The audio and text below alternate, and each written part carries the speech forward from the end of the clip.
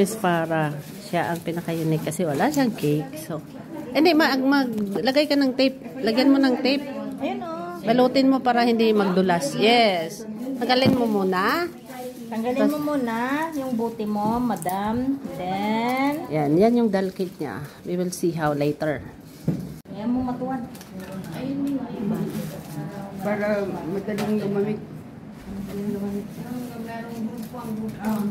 So, manananggal kasi yung doll, kaya yung katawan niya plastic. Ikit, tapos ikot. Yan, huwag ka matakot. Icing lang kalaban mo at margarine. Ayan, mas better ganyan. Tayuan talaga. At pag-picturean mamaya. Good. That's good. Relax ang kamay, darling. Yes.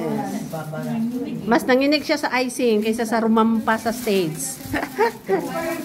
Dalawa bayan mo. Hala! Sa pa lang, inaawitan ko pa nga lang. Ingredients lang yung everything. Diba, Le? Natin timaan perfecto sa cake nila. Nandito ako. Okay, di ba?